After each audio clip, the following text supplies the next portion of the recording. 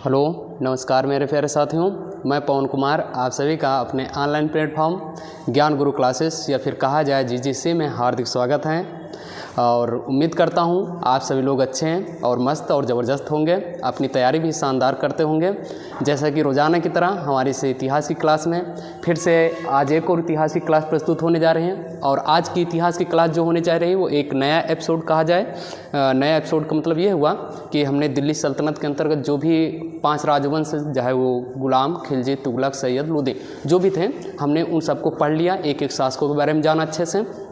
हम उसी के बारे में हम चलते हैं इतिहास काल में मुग़ल काल। आज से हम स्टार्ट करने वाले हैं मुग़ल काल, अर्थात मुग़लों का शासन चलेगा। और लगभग भारत में इनके शासन क्रम की बात करें तो 1526 से लेकर 1857 तक, अर्थात जब तक 1857 की क्रांति नहीं हो जाती वहाँ तक ही मुग़लों का राज रहता है। इसी मुग़ल काल में अंग्रेज़ों का आगमन भी शुरू हो जाएगा। एक दो बादशाह या फिर कहा जाए जहांगीर बादशाह के दरबार से अंग्रेज़ों का आना शुरू हो जाएगा। धीरे धीरे फिर ये मुग़लों को आपस में लड़वाते भी हैं और मुग़लों का शासन भी ख़त्म कराते हैं। लेकिन जो अंतिम मुग़ल शासक माना जाता है वो बहादुर शाह जफ़र को माना जाता है, वो भी 1857 तक में। तो लगभग 300 वर्षों तक मुग़लों ने कैसे शासन किया उसके बारे में आज से हमारी क्लास स्टार्ट हो रही है। और जो कि ये भी मध्यकालीन के अंतर्गत ही ये भारतीय इतिहास आता है। और उसमें मुग़लों का जो संस्थापक था बाबर, आज का जो हमारी क्लास होगी वो बाबर, फिर इसके बाद अन्य शासकों के ऊपर, अन्य बादशाह के ऊपर हमारी क्लास रोज़ाना आपको चलती रहेगी। तो चलिए फिर शुरुआत करते हैं, देखते हैं आज की क्लास में क्या क्या है जो आज से नया आगाज़ होने जा रहा है। मुग़ल काल।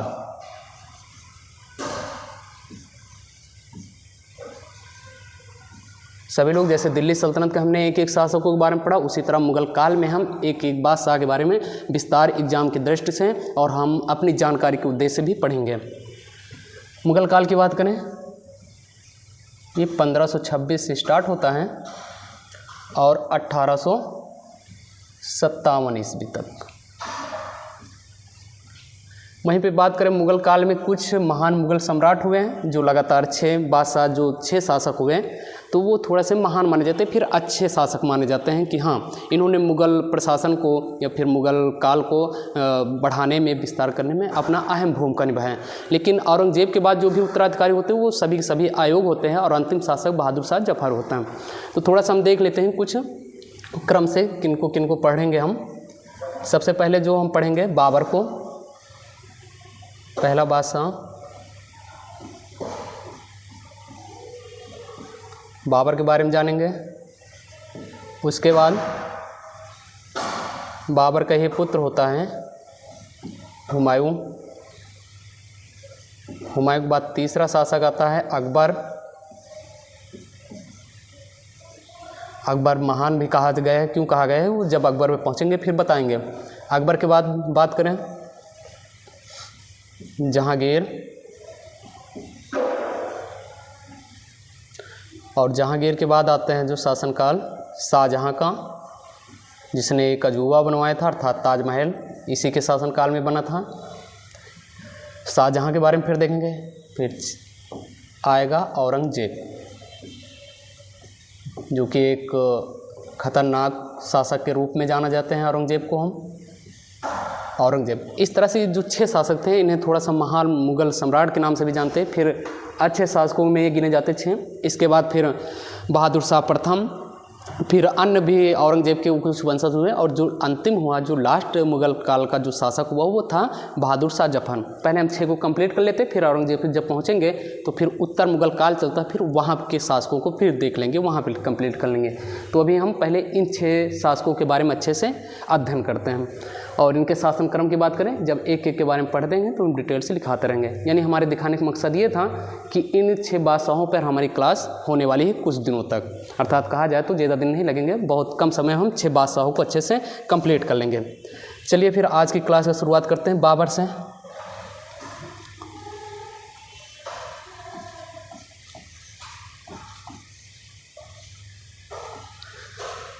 बाबर के शासन क्रम की बात करें,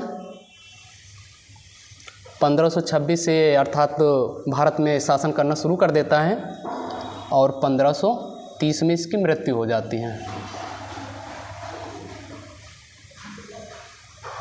सबसे पहली बात तो ये जानेंगे बाबर था कौन, ये कहाँ से आया था, अर्थात भारत में इसकी एंट्री कैसे हुई, भारत पे ये कैसे राज कर गया, पहले इसके बारे में जानते हैं हम। सबसे पहले तो लिखेंगे इसका जन्म।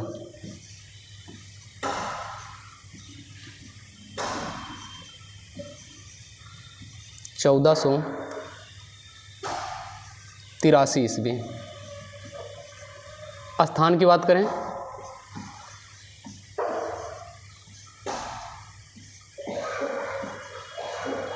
फरगना, स्थान कहाँ है, फरगना।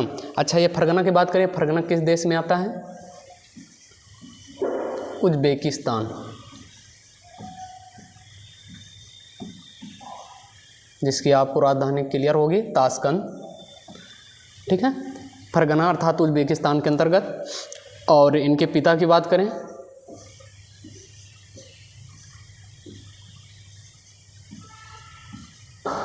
उमर शेख मिर्ज़ा, जो कि फरगना के ही एक शासक था। फरगना जो उज्बेकिस्तान के अंतर्गत जो फरगना क्षेत्र आता था, वो इसी फरगना के शासक थे इनके पिता अर्थात उमर शेख मिर्ज़ा।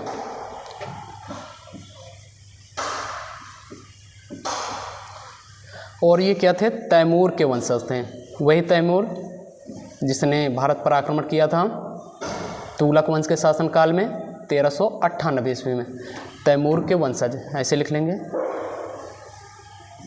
तैमूर के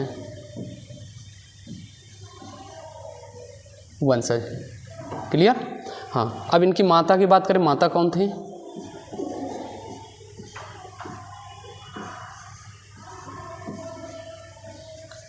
कुतुलुग निगार। ये किसकी वंशज थी, ये तैमूर के लंग की वंशज न होकर बल्कि चंगेज खान की वंशज थी। हमने चंगेज खान के बारे में आपको बताया था जब दिल्ली सल्तनत पढ़ाए थे, तो ये चंगेज खान की वंशज थे। इनकी जो माँ थी वो चंगेज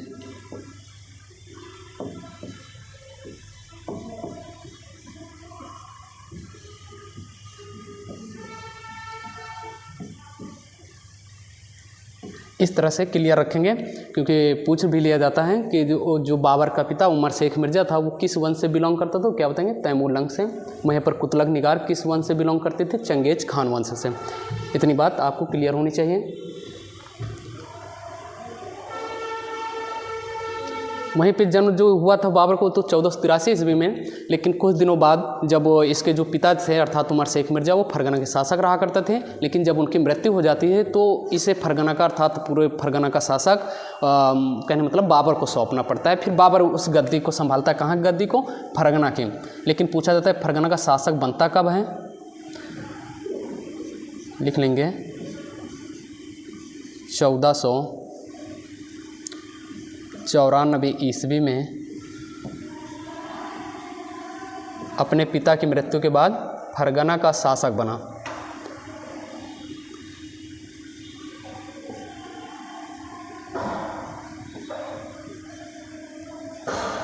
फरगना का शासक बना। लेकिन एक बात आप याद रखेंगे, क्या, जैसे इसकी जन्म 1483 और 1494 में शासक बना, अर्थात लगभग इसकी उम्र कितनी होगी, 11 साल। और सोचिए अगर 11 साल का एक लड़का अगर एक शासक या फिर किसी क्षेत्र का अगर राजा बन रहा है तो कहीं ना कहीं उसको किसी का हाथ होगा या किसी के सहारे से वो सिंहासन, ऐसा तो है नहीं 11 साल का लड़का जाकर किसी से युद्ध करके और छीन भी सकते हैं, ऐसे इतिहास में हुए भी हैं। लेकिन अगर बात किया जाए फरगना का शासक बनाने में इसके ऊपर किसका हाथ था, किसका सहयोग था, तो इसकी जो दादी माँ थी एहसान दौलत बेगम, उसके सहयोग से यहाँ की गद्दी प्राप्त की।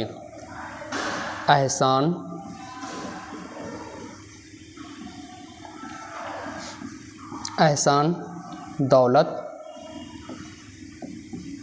बेगम कौन थे रिश्ते में, दादी, किसकी दादी, बाबर की।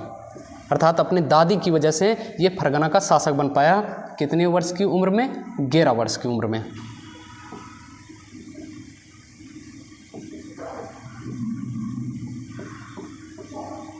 उम्र की बात करें कितनी उम्र थी, 11 वर्ष।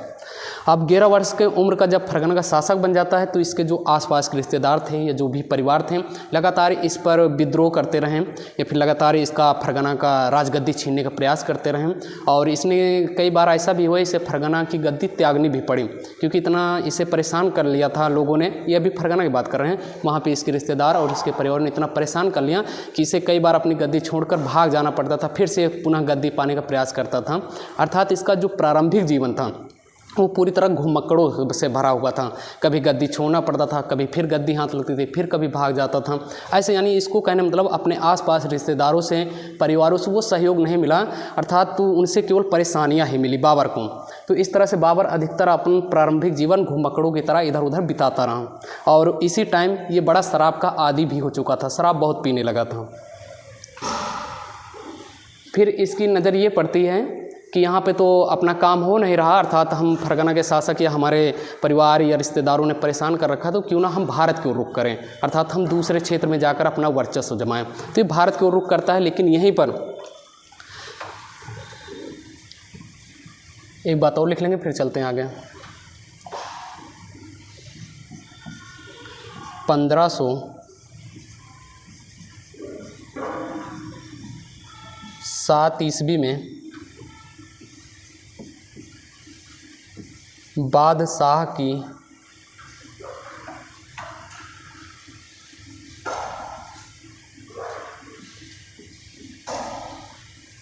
उपाधि धारण की,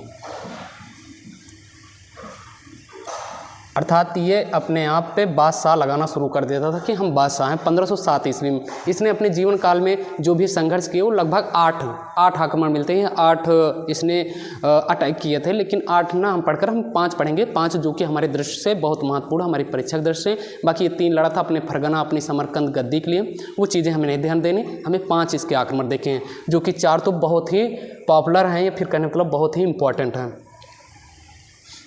इसने सबसे पहला आक्रमण जो किया था, भारत की बात कर रहे हैं हम, 1519 ईस्वी में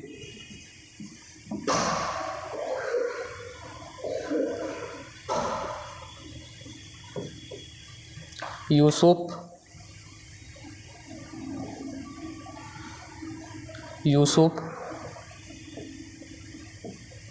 जाई जाति के विरुद्ध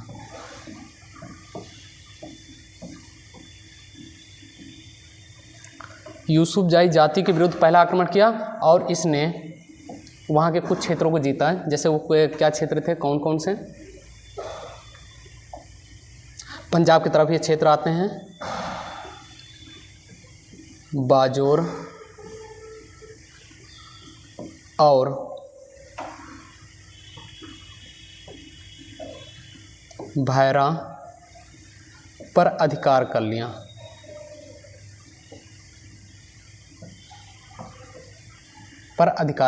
अर्थात इसने जो 1519 में भारत में या पंजाब की तरफ क्षेत्र जो भी पश्चिम भारत में आते थे उन सब पर अटैक किया यूसुफ जाई जाति के विरुद्ध। और कौन से क्षेत्र पर अपना अधिकार कर लिया? बाजोर और भैरा पर अपना अधिकार कर लिया। यहाँ पर अर्थात बाबर कहने मतलब पश्चिमी भारत पर अटैक करना शुरू कर दिया। तभी इसे एक निमंत्रण मिलता है। निमंत्रण यह मिलता है तो आपको हम थोड़ा सा पिछली क्लास से जोड़ना चाहेंगे। वहाँ पर आपने पढ़ा था लोदी वंश में एक शासक का या अंतिम शासक पढ़ा था बहलोल लोदी, और इब्राहिम लोदी। और इब्राहिम लोदी के समय ही पानीपत का प्रथम युद्ध हुआ था, जो कि लड़ा गया था बाबर और इब्राहिम लोदी के बीच। और इब्राहिम लोदी को हराकर ही बाबर भारत में एंट्री करता है।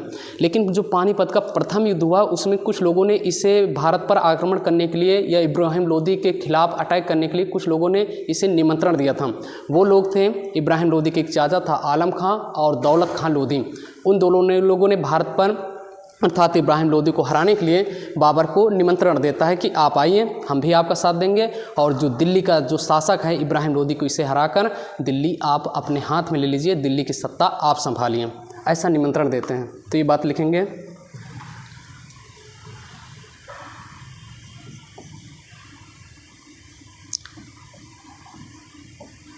भारत आने के लिए कौन निमंत्रण देता है?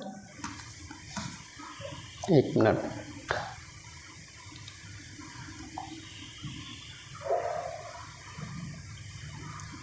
अब लिखेंगे भारत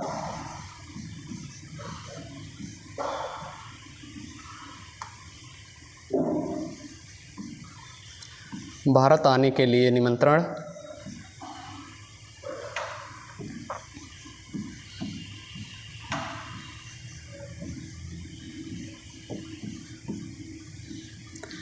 जो देता है वो होते हैं दौलत खां लोधी और आलम खां। ये बाबर को दिल्ली पर बुलवाते हैं केवल इसी वजह से, अर्थात इन दोनों की दुश्मनी रही है इब्राहिम लोदी से। ये चाहते थे कि इब्राहिम लोदी का शासन हटे, इब्राहिम लोदी को।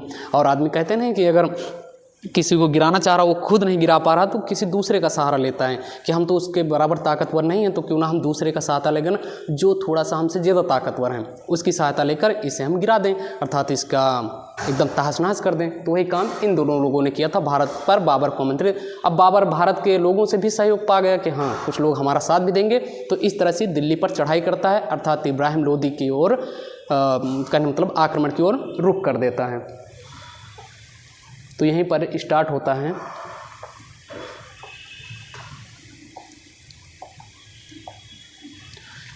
लिखेंगे 1526 में। देखो डेट सहित लिखो, आजकल परीक्षाओं में क्या होता है, अब सम तो सभी को क्लियर याद रहते हैं, तो एग्जामिनर डेट सहित इस युद्ध को पूछता है। इसके जो 4 युद्ध लड़ गए उनको हम डेट सहित पढ़ेंगे।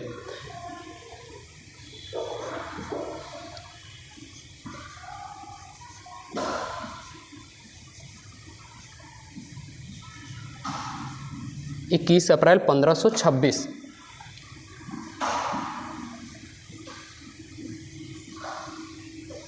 पानीपत का प्रथम युद्ध। किनके बीच?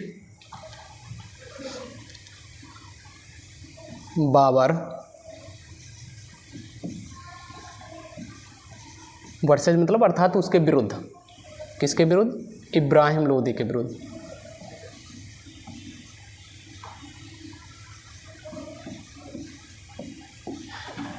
ये देखो ये चारों युद्ध हमें क्रम से याद रखने हैं।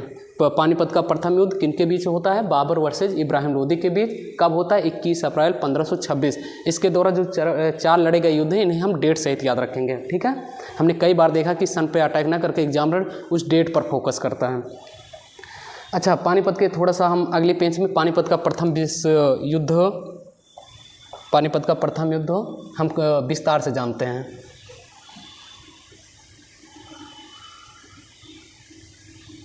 पानीपत का प्रथम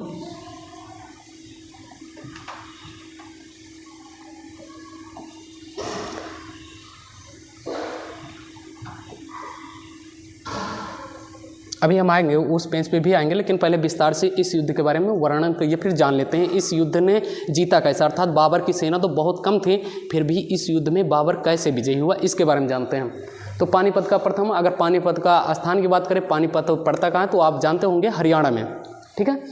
हाँ, तो ये जो लड़ा गया था बाबर, अभी हमने अगले पेज पे लिखाया भी है, बाबर वर्सेज इब्राहिम लोदी। यही वो युद्ध है जहाँ से भारत में मुग़लों का राज या मुग़ल काल का प्रारंभ हो जाता है इस युद्ध में। इस युद्ध की बात करें तो इब्राहिम लोदी की सेना बाबर की सेना से अधिक थी, अर्थात कहीं ना कहीं बाबर से अधिक मजबूत इब्राहिम लोदी के पास अधिक मात्रा में सैनिक थी, उतना बाबर के पास नहीं थी। लेकिन इस युद्ध में बात करें तो बाबर ने अपनी कुशलता और अपनी रणनीति के बदौलत इस युद्ध पर विजय पाया, अपनी कम सेना होने के बावजूद भी। जैसे कि इसके कुछ आधुनिक शस्त्र काम आए, जैसे कि इस युद्ध में उसने पहली बार तोपखाने का, आज तक जितने भी इससे पहले सुल्तानों ने युद्ध किया किसी ने तोपखाना का आविष्कार या तोपखाने का प्रयोग नहीं किया। तो इस युद्ध में इसने आधुनिक शस्त्र जैसे बंदूकों का प्रयोग किया और तोपखाने का प्रयोग किया। आप समझ सकते हैं, जैसे कोई विपक्ष आदमी आपसे तलवार लेकर लड़ रहा है और आपके पास एक बंदूक हो गई, जाहिर सी बात है उसमें जीत आपकी होने वाली है, क्योंकि वो तलवार लेकर तुम्हारे पास तक पहुंचेगा, आप दूर से भी बंदूक से अटैक कर सकते हैं। तो इस तरह से लिखेंगे, इस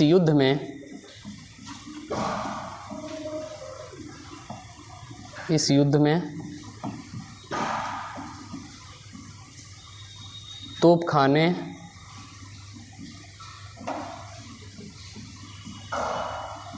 और बंदूक का प्रयोग किया। किसने किया? बाबर ने इस चीज़ में। और इसके 2 निशानेबाज भी थे, और उस निशानेबाज मतलब अर्थात इसकी सेना में 2 निशानेबाज थे जिनका निशाना नहीं चूकता था, एकदम सटीक टारगेट पर ही अटैक करता था। वो 2 निशानेबाज एग्जाम में भी पूछे गए हैं। निशानेबाज कौन थे? जिनकी वजह से इस युद्ध में बाबर विजय होता है। निशानेबाज की बात करें,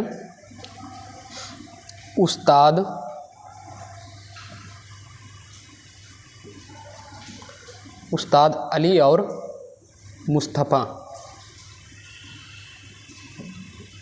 ये इसके 2 निशानेबाज थे प्रमुख। ठीक है। और हाँ, इसी युद्ध में इसने एक पद्धति अपनाया था जिसका नाम था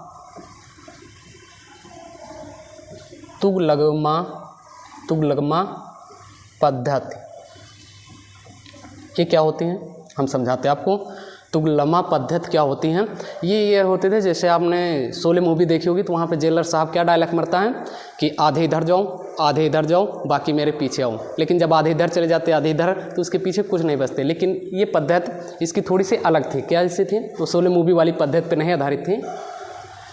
देखो, तुगलमा पद्धति जैसे क्या होता था, हमारी तरफ एक तरफ से ये हमारी सेना है, हम तुगलमा पद्धति पर बात कर रहे हैं।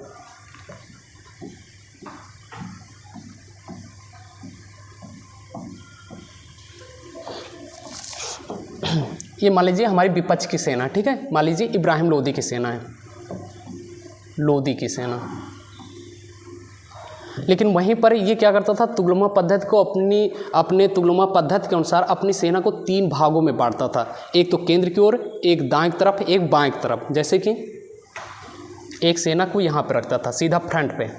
ऐसा नहीं होता था कि इकट्ठा सेना हम सीधा फ्रंट पे, नहीं, एक सेना को ऐसे रखता था फ्रंट पे, केंद्र पे, कि हाँ सीधा ही अटैक करेंगे केंद्र पे। लेकिन एक सेना को इस तरफ रखता था, थोड़ा सा दूरी पर दाएं की तरफ।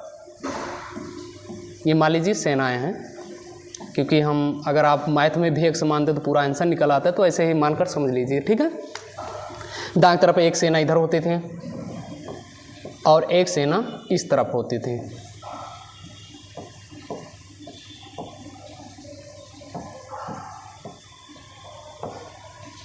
देखिए, कोई भी जीएस का टॉपिक, कोई भी चीज़ आप पढ़िए तो उससे अच्छे से पढ़िए थ्योरी के हिसाब से, ताकि वो रटना नहीं है, हमें समझना है। समझने से क्या हो गया, हमारे क्वेश्चन ऑटोमेटिक एग्जाम में क्लियर होते जाएंगे, सही हो जाए। लेकिन हम कोई चीज़ रटेंगे तो कुछ दिनों बाद ख़त्म हो जा सकती है, फिर हम भूल सकते हैं।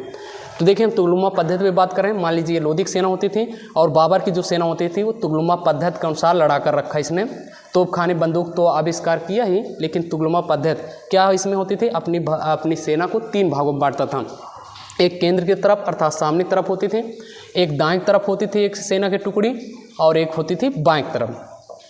तो इस तरह से 3 भागों में बांटता था। पूरी फ्रंट की सेना लड़ती थी और इसी में से आधे कट कर इस तरफ से इन सेनाओं को घेर लिया करते थे पीछे तरफ से आकर। अर्थात एक सेना तो अगर विपक्ष की सेना है वो सामने अटैक करने में, अर्थात ये सेना, ये पूरी इनकी सेना इधर लगी हुई सामने सेना रोकने पे, लेकिन यही पीछे वाली सेना जो दाएं और बाएं होती थी, इनके सैनिक पीछे की तरफ से आकर पूरी सेना को घेर लेते थे और पूरी सेना को घेर कर वहीं पर तहस नहस कर देते थे। अर्थात कम सैनिक भी इसमें मारे जाते थे। इनकी अच्छी, अगर पूरी इकट्ठा सेना लगा देते जैसे ये लगा दिए तो उसमें हो सकते थे बहुत भारी नुकसान हो सकता था, भारी नुकसान।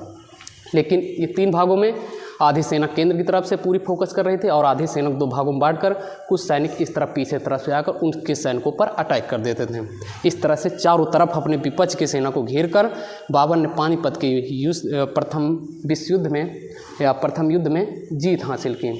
उम्मीद करते हैं आपको तुगलमा पद्धति समझ में आई होगी। सिर्फ इतना याद रखेंगे, हाँ, तुगलमा पद्धति के अनुसार बाबर अपनी सेना को 3 भागों में बांटता था, एक केंद्र की तरफ, एक बाएं तरफ और एक दाएं तरफ। क्लियर। और इस तरह से इब्राहिम लोदी से कम सैनिक होने के बावजूद भी बाबर ने इस जीत पर विजय पा ली। इस युद्ध में तोपखाने और निशानेबाज उस्ताद अली और मुस्तफ़ा तुगलमा पद्धति। इतनी बात जान गए होंगे, ठीक है। हाँ, तो इस तरह से पानीपत का प्रथम युद्ध होता है, बाबर वर्सेज इब्राहिम लोदी। लेकिन विजय किसकी होती है? बाबर की। देखो, इनको हम इकट्ठा लिख लेंगे क्योंकि चारों युद्ध में ही बाबर ही जीतता है। जो दूसरा युद्ध लड़ा गया, इस तरह से तो दिल्ली सल्तनत अर्थात दिल्ली का राज बाबर के हाथ में आ जाता है। लेकिन फिर भी वहीं पर एक सैनिक और थे, या फिर उत्तर भारत का अगर और भी कब्जा करना तो एक शख्स को और इन्हें हराने की ज़रूरत थी, अर्थात बाबर उन पर भी अटैक करता है और उस व्यक्ति का नाम होता है राणा सांगा, जिसका सामना होता है खानवा के मैदान में। 21 अप्रैल को हुई, 17 मार्च 1527, क्योंकि ये क्रम से हर साल युद्ध लड़े गए, 4 युद्ध क्रम से ही लड़े गए हैं। ये कौन सा युद्ध था? खानवा का युद्ध।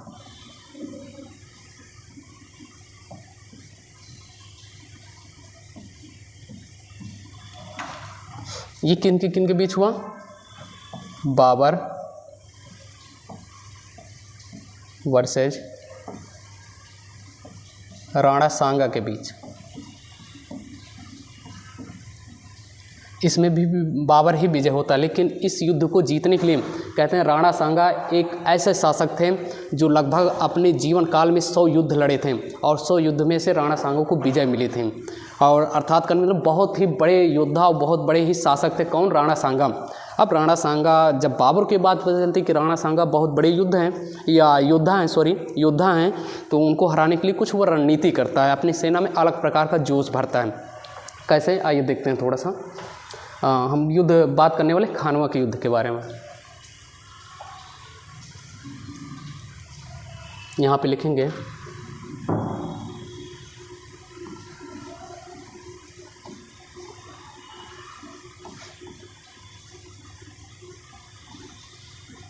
खानवा के युद्ध। खानवा के युद्ध की बात करें, अभी हमने बताया किन के बीच? बाबर वर्सेज राणा सांगा। सन क्या है वो अभी पीछे पेज पे लिखा हुआ है, हम आपको बता देंगे, ठीक है, वहाँ से नोट कर लेना।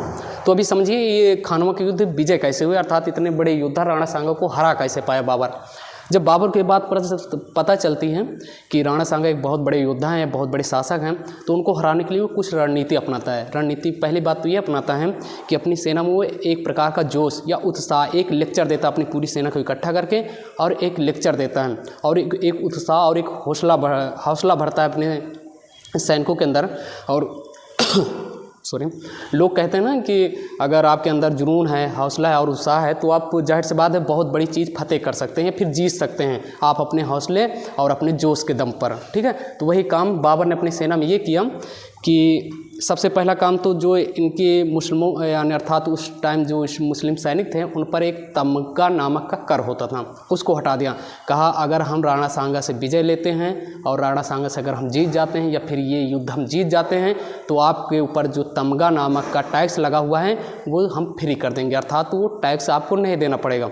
और दूसरी बात इसने कही कि भाषण के दौरान क्या कहें, दूसरी बात इसने कही कि हम आज से अपनी शराब को भी त्याग रहे हैं, अर्थात इस युद्ध को जीतने के लिए हम अपनी शराब को भी छोड़ देंगे।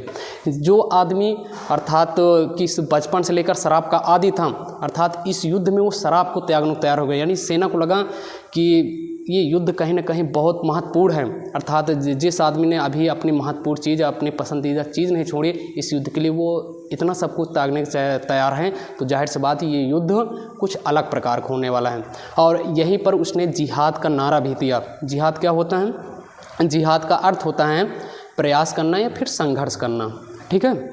इसको लोग जिहाद का मतलब जानते हैं, प्रयास करना या संघर्ष करना। इतनी बातें जानिए क्या करता है। पहली बात तो ये अपने जो इसके सैनिक थे, अर्थात जो उस टाइम कर लगता था तमगा नामक कर से मुक्त कर देता है। कहता है अगर ये युद्ध हम जीत गए तो आपको ये टैक्स नहीं देना पड़ेगा। अब सेना में अलग उमंग उठती है कि यार ये युद्ध तो हमें हासिल करना, अर्थात हमें टैक्स से छुटकारा मिल जाएगा। और दूसरी बात इसने कौन सा नारा दिया इस युद्ध को जीतने के लिए? जिहाद का नारा दिया। जिहाद का मतलब होता है प्रयास करना या फिर संघर्ष करना। और इसी लेक्चर के दौरान इसने अपनी शराब को भी त्यागा। कहा आज से हम शराब भी नहीं पिएंगे। आप समझ सकते हैं कि अगर आपका कमांडर, आप एक सैनिक है और आपका कमांडर कहता है कि इस युद्ध की जीतने के लिए हम अपनी सारी चीज़ें त्याग देंगे, अर्थात हम अपनी पसंदीदा चीज़ को भी छोड़ रहे हैं, तो आप समझ सकते हैं कि वो युद्ध कितना उसके लिए महत्वपूर्ण होगा। तो सेना में इतनी बातें सुनकर, इतना सब कुछ करने के बाद एक अलग उमंग उठता है। फिर क्या था, फिर सेना में वही जोश, वही उत्साह के साथ खानवा के युद्ध में भी बाबर विजयी होता है, अर्थात बाबर जीत जाता है।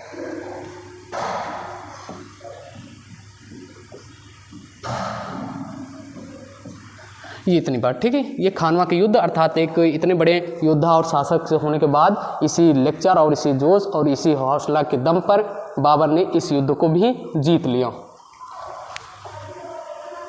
यहाँ पे लिखेंगे बाबर की विजय। ये दूसरा युद्ध लगातार क्रम से। फिर उसके बाद तीसरा कब लड़ा गया?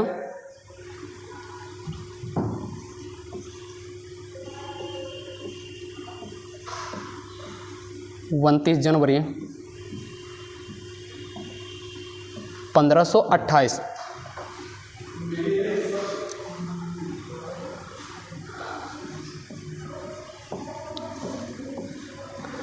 चंदेरी का युद्ध। अगर इसकी बात करें, बाबर वर्सेज मेदिनी राय,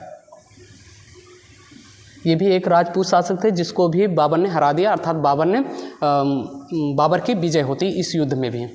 और यहीं पे चौथा युद्ध भी लिख लेंगे। ये दो युद्ध उसके प्रशासन या उसके शासन के लिए बहुत ही महत्वपूर्ण थे। इसी दो युद्ध से उसके पूरे सारे रास्ते भारत में प्रवेश करने और भारत में अपना साम्राज्य विस्तार करने में पूरे रास्ते आसान हो जाते हैं। फिर अंतिम लड़ा गया था 6 मई 32 में, और ये युद्ध किस नाम से? घाघरा के युद्ध। घाघरा के युद्ध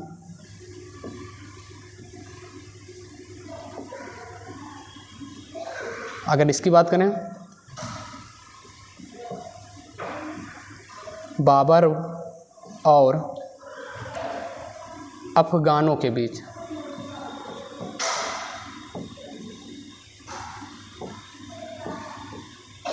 अफगानों के बीच, लेकिन यहीं पे बात समझ लें, अफगानों की तरफ से थे कौन?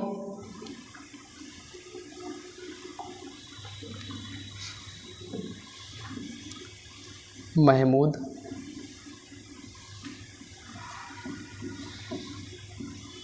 लोदी और नुसरत शाह।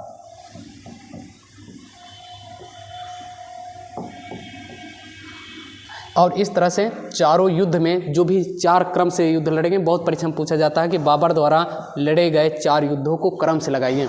तो इसलिए क्योंकि हर साल देखिए 26, 27, 28, 29, 21 अप्रैल, 17 मार्च, 29 जनवरी, 6 मई पानीपत का प्रथम युद्ध, क्योंकि अभी 3 युद्ध हमें आपको इतिहास में बताएंगे पानीपत के, फिर खानवा का युद्ध, फिर चंदेरी, फिर घाघरा, और चारों युद्धों में अर्थात बाबर की ही विजय हुई, ये बात लिख लेंगे।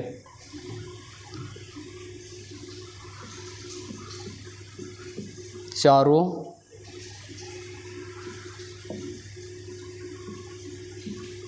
युद्ध में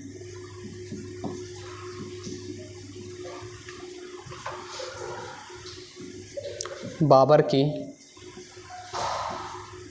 विजय हुई। इस तरह से अर्थात ये 4 युद्ध लड़े गए हैं। इनको क्रम से याद करने के लिए हम तुम्हें एक ट्रिक देते हैं। उम्मीद करते हैं अगर इससे पहले तुम्हें नहीं पता था तो आज से 4 युद्ध आप इस ट्रिक के माध्यम से याद रखेंगे। जैसे कि आप कहीं भी अपने दोस्त के यहाँ, कहीं भी आप रिश्तेदारी में जाते हैं तो सबसे पहले आपको क्या मिलता है वहाँ पर? सबसे पहले आपके लिए आता है पानी। आप पानी पीते हैं, फिर उसके बाद आपके लिए भोजन आता है अर्थात खाना खाते हैं, फिर चल देते कहाँ? अपने घर को। तो ऐसे याद रखेंगे। हम कहीं पे गए और हमने क्या किया? सबसे पहले पानी पिया,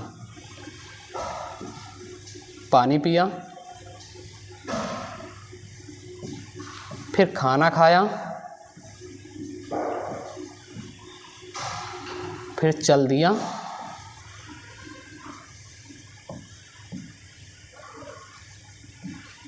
घर। अब ऐसे कैसे निकलेगा, पानी से पानीपत का प्रथम युद्ध 26 से याद रखेंगे। हाँ 26, 27, 28, 29 लगातार चले हैं तो वो हमेशा केवल 26 याद रखेंगे, 15, 26 फिर 28, 29। और ये डेट पर भी फोकस कर लेना, क्योंकि और युद्ध के आप डेट याद रखो ना रखो, लेकिन इन चारों के जरूर याद रखना। तो देखो पानी पिया, पानी से बन जाएगा तुम्हारा पानीपत। पिया फिर खाना से, अर्थात हमने खानमक युद्ध देखा। फिर चल से बन जाएगा तुम्हारा चंदेरी का युद्ध, और घाट से क्या बन जाएगा, घाघरा का युद्ध। अर्थात ये क्रम से युद्ध करने के लिए आपके पास अगर ये ट्रिक होगी, आप ऐसे नहीं याद कर पा रहे हैं तो इस ट्रिक के माध्यम से आप निकालेंगे। पानी पिया, खाना खाया, चल दिया घर। तो इस तरह से 4 युद्ध। अभी बाबर के बारे में और भी क्लास है, लेकिन उसको हम कल करेंगे, इसलिए क्योंकि हम चाहते हैं कि अपनी वीडियो या अपनी क्लास ज़्यादा लॉन्ग टाइम ना, क्योंकि थोड़ी चीज़ें पढ़ें और वो आपको अच्छी तरह से क्लियर रहें। तो बाबर के बारे में ये युद्ध तो हमने क्लियर कर लें, अर्थात तो इस तरह से मुग़लों का राज भारत में शुरू हो जाता है। लेकिन बाबर की मृत्यु कैसे होती, बाबर की आत्मकथा थी, वो सब हम कल की क्लास में देख लेंगे। ठीक है, कम पढ़ें लेकिन अच्छा पढ़ें। एक बार रिवीजन करिए। हाँ, रिवीजन हमने आज से मुगल काल स्टार्ट किया, 26 से लेकर 57 तक जो कि मुगल ग्रुप का शासन रहा। बाबर, हुमायूं, अकबर, जहांगीर, शाहजहां, औरंगजेब। इसमें बाबर की हमने शुरुआत कर दी है और कल बाबर एंड हो जाएंगे।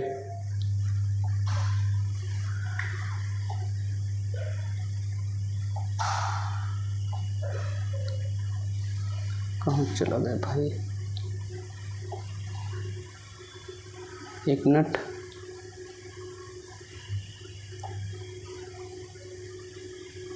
हाँ चलिए इधर तक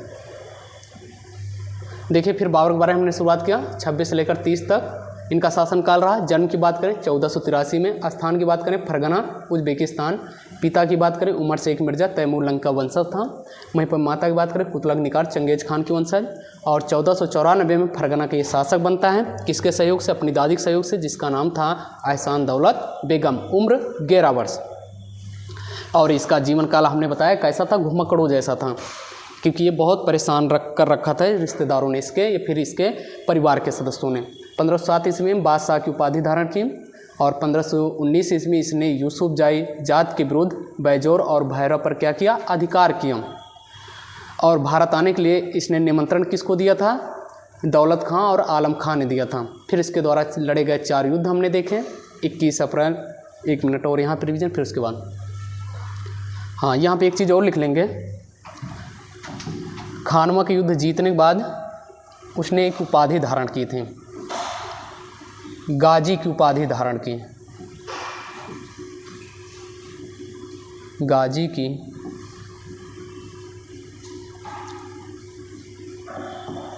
उपाधि धारण की कब, खानवा का युद्ध जीतने के बाद। गाजी का मतलब क्या होता है, एक योद्धा और एक शासक। गाजी का मतलब होता है योद्धा और शासक। इसने गाजी की उपाधि भी धारण की थी खानवा का युद्ध जीतने के बाद। हाँ देखा हमने पानीपत का प्रथम युद्ध 26 में जो बाबर इब्राहिम लोधी, लेकिन कैसे जीता, इस युद्ध में तोपखाने और बंदूक का प्रयोग किया। इसके निशानेबाज थे उस्ताद अली और मुस्तफ़ा। इसने तुगलमा पद्धति का प्रयोग किया। तुगलमा पद्धति हमने बताया था, अर्थात अपनी सेना को 3 भागों में बांटता था। हाँ फिर हमने देखा ये 4 युद्ध उसके द्वारा लड़े गए, जो 4 युद्ध थे। पानीपत का प्रथम युद्ध, बाबर इब्राहिम, फिर उसके बाद खानवा का युद्ध, बाबर और राणा सांगा के बीच, फिर 29 जनवरी 28 में चंदेरी के युद्ध, बाबर और मैदनी राय के बीच। वहीं पर घाघरा के युद्ध, बाबर और अफगानों के बीच, जो कि महमूद लोधी और नुसरत साथ हैं। चारों युद्ध में किसकी विजय हुई, चारों युद्ध में बाबर की विजय हुई। इस हमने आपको ट्रिक दिया था इस युद्ध को याद करने के लिए, पानी पिया, खाना खाया, चल दिया घर। आप क्रम से बस आज की क्लास यहीं तक। मिलते हैं आपसे फिर कल एक नई बढ़िया पूरे कंटेंट के साथ। जो भी बाबर के बारे में जो भी बचा हुआ है बाबर की क्लास, बस थोड़ी सी बची हुई बाबर के बारे में जानकारी वहाँ पे पढ़ने के बाद फिर हम अगले नेक्स्ट शासक पे चलेंगे, जिसका नाम होगा हुमायूं। तो आज की क्लास यहीं तक। आप लोग हमें ज़रूर बताना क्लास कैसी लगी, इस बारे में आप अपना रिस्पॉन्स बहुत ज़रूर देना। और आप सभी लोग अपना ख्याल रखना, मस्त से पढ़ाई करते रहना। इसी तरह थोड़े थोड़े चीज़ में या फिर थोड़ी थोड़ी जानकारी से हम एक दिन बहुत सब कुछ कंप्लीट कर लेंगे। तब तक के लिए हंसते रहिए, मुस्कुराते रहिए और नमस्कार। जय हिंद, जय भारत।